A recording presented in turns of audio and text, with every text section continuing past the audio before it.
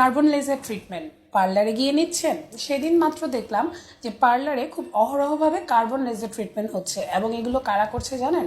পার্লারের কর্মীরাই।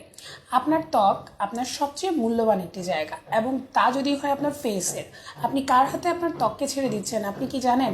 যারা জানে না আপনার ফেসের অ্যানাটমি ফিজিওলজি, অর্থাৎ আপনার শরীরবিদ্যা, আপনার ফেসে কোন লেয়ারের পর কোন লেয়ার আছে, কোথায় কোন মাসেল আছে, কোথায় কোন বোনস বা হাড় আছে, এগুলো কিন্তু আমরা যারা ডাক্তার তারা আমাদের প্রাথমিক জীবন থেকে পড়াশোনা করে করে অনেক বছর ধরে এগুলো সম্পর্কে জানি এবং এখনও জানছি। কিন্তু আপনি আপনার ত্বককে এমন কারো হাতে ছেড়ে দিচ্ছেন যার একটু ভুলের জন্য হয়ে যেতে পারে আপনার সারা জীবনের কান্না।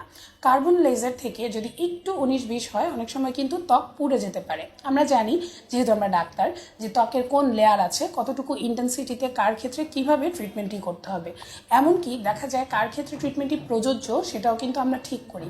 কিন্তু পার্লারে দেখা যাচ্ছে শুধু মেশিন আছে বলে আপনার ত্বকে হয়তো তা প্রয়োজনও নেই, কিন্তু ওই ট্রিটমেন্টটি আপনি নিচ্ছেন এবং খুবই গুরুতরভাবে ত্বক বার্ন হয়ে যাচ্ছে, ত্বক পুড়ে যাচ্ছে, ত্বকের কালচে ভাব দূর হওয়ার বদলে ত্বক আরও পুড়ে চামড়া উঠে যাচ্ছে।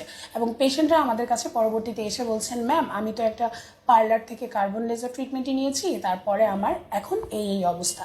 তখন কিন্তু পেশেন্টদেরকে অনেক ব্যয়বহুল ট্রিটমেন্ট দিতে হয়, অনেক ক্ষেত্রে তাদেরকে সার্জারি করতে হয়, অনেক ক্রিম, অনেক ঔষধ এবং অনেকটা সময় লাগে, আর চেহারা তো কোনোখানে দেখানোই যায় না। তাহলে আপনি আপনার এই সুন্দর চেহারা কার হাতে ছেড়ে দিচ্ছেন, এই ডিসিশনটা আপনার উপর।